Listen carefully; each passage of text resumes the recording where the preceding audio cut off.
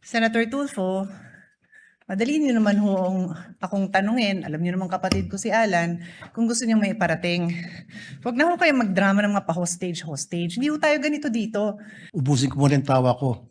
Never po ako nagdrama dito. Simula nung ako'y maging senador, never ever po ako nagsinungaling nagdrama rito. Yes, Senator Raffy.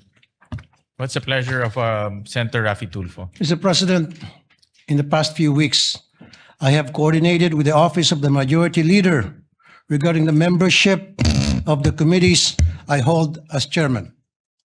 In fairness to the Majority Leader's office, they have extended all efforts to formalize the election of the members of the Committee on Public Services and Migrant Workers.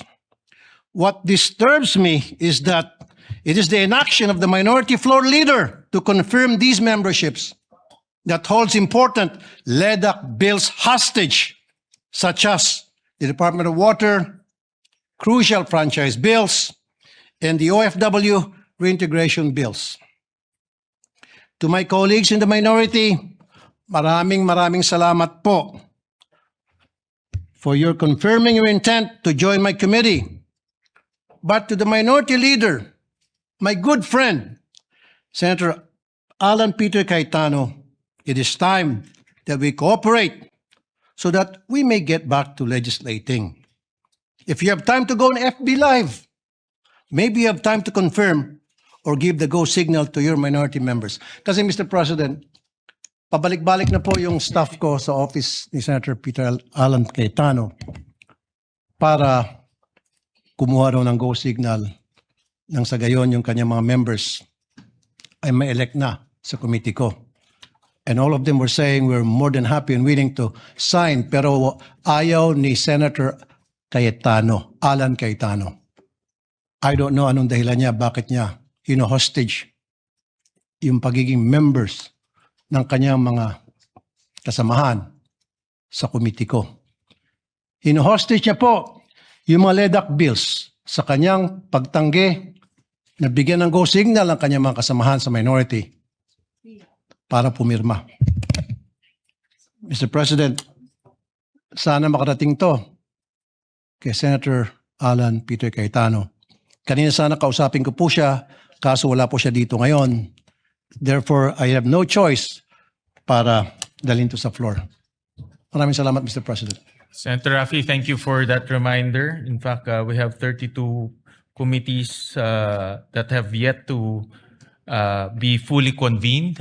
Kulang pa ho tayo ng mga members. And we would like to request later on, me and the majority leader would coordinate and talk to our minority leader to provide us with the list of members to fully complete the 32 committees. We recognize Senator Pia Cayetano. Thank you, Mr. Senate President. Actually, I don't really have to stand anymore because the Senate President already responded in the manner that I believe is becoming of the Senate. Senator Tulfo, madali niyo naman akong tanungin, alam niyo naman kapatid ko si Alan, kung gusto niyo may iparating. Huwag na ho kayo magdrama ng mga pa-hostage. Hindi ho tayo ganito dito. And I certainly hope, that you don't set a precedent kasi I don't know the Senate President to be that way. I don't know the majority floor leader to be that way. He happens to be seated beside the former Senate President. The minority floor leader doesn't happen to be here. I can talk to him. Pag in-ignore niya kayo and the next day, wala pa rin, then sige, sabihin niyo yung gusto niyo. Pero huwag naman sanang ganun. Wala ko akong naalalang ganun magsalita dito sa Senate for the 19 years that I've been a senator. Yun lang naman po. Thank you, Mr. Senate President. What's the pleasure of Senator Raffy Tulfo? Sandali, Mr. President. Ubusin ko muna yung tawa ko. Never po ako nagdrama dito. Simula nung ako'y maging senador, never ever po ako nagsinungaling nagdrama rito. Halugugin niyo po yung mga post sa social media. Never niyo ako nakita nagdrama o ginamit to para mag-grandstanding. Alam niyo po yan. Alam na lahat ng tao rito. Sino ang nagdadrama? Tumingin muna kayo sa salamin bago kayo magsalita. Salamat po.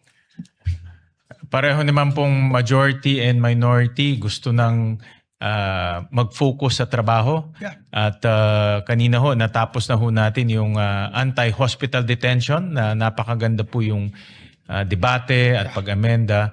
At naniniwala po ako na mabubuon rin natin itong mga committees natin sa pamamagitan ng coordination between yours truly and the majority leader.